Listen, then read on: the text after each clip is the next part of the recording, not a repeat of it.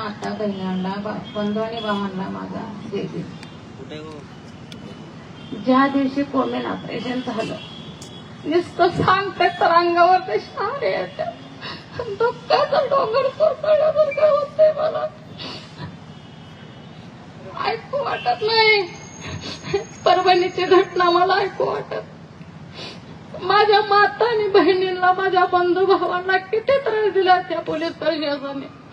यांना कोमेन ऑपरेशन करायचं, यांना कुणी आदेश दिला? यांना आदेश होता जे चुकल्या त्यांना 4 फटके द्यायचं आणि अटक करून 4 दिवस जेलमध्ये ठेवायला पाहिजे होते. एवढा माझ्या बांधवांना मारून कुणाचे हात तोडले, कुणाचे पाय तोडले, कुणाला डोके फोडले.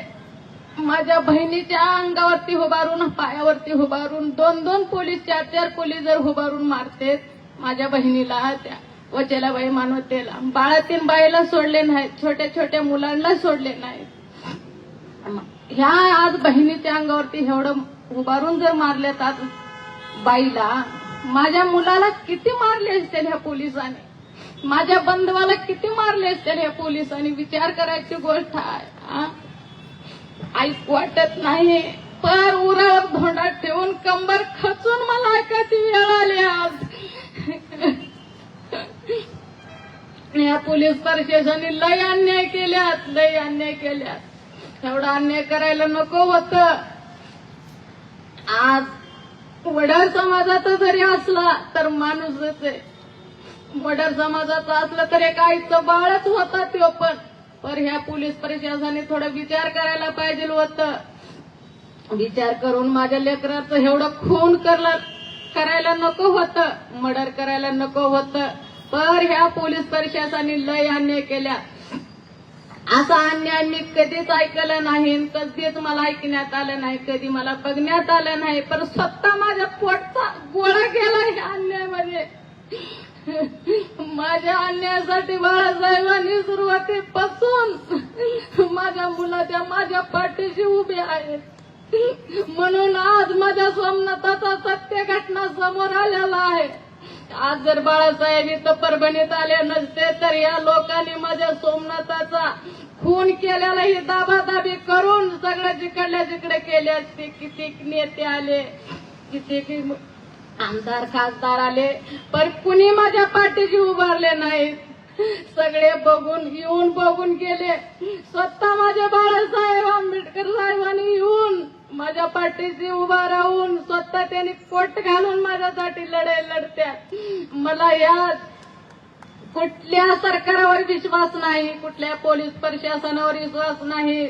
माझा विश्वास आता सध्या बाळासाहेब आंबेडकर साहेबावरच माझा विश्वास आहे. यांनीच न्याय मिळवून देतील मला. यांच्याशिवाय कुणी रस्त्यावर येणार नाही तर कुणी मला न्याय मिळवून देणार नाही. माझा सरकारवर विश्वास नाही. माझा जर सरकारवर विश्वास होता तर माझा मुलात गेला नसता. त्यांची कर्तव्य बुद्धी चुकलेल्याला थोडं अटक करायचं, मारायचं, पण एवढं अन्याय करायचं नव्हतं. यांना कुणी आदेश दिलं? ह्यांना कोमेन ऑपरेशनचं कुणी आदेश दिलं? ह्यांनी कसं उचलले? माझ्या लहान लहान बहिणीला उचलले, भावांना उचलले. ह्यांना काही दया आली नाही. हे पोलीस होते का कुठले राक्षस होते? हे पोलीस नव्हते. एक राक्षस पैदा झाले ह्या परभणीमध्ये. म्हणून माझ्या मुलाचा आज बळी गेलाय. मला ज्या पोलिसांनी मारले, किती पोलीस आहेत, ह्याच्यामध्ये किती गुन्हेगार आहेत, त्यांना सजा व्हायलाच पाहिजे. त्यांना फाशीची शिक्षा झालीच पाहिजे. तेव्हाच हे आंदोलन, हे मार थांबत. तोपर्यंत थांबणार नाही. असं करायला नको होतं. एवढा अन्याय केले ह्या पोलीस लोकांनी, लय अन्याय केले.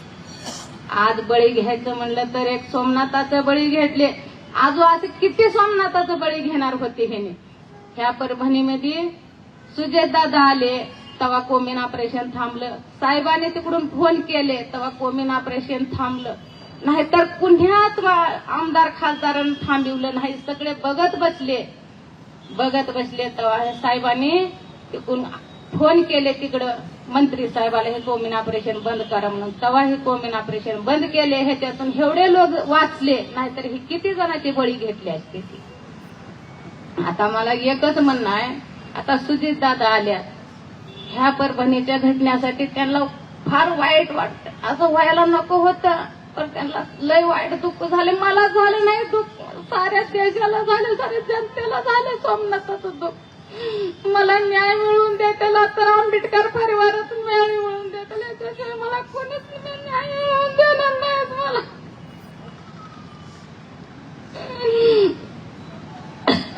आता बास, मला बोलणं होत नाही. आता मी थांबवते बोलणं. साहेब फोन केला.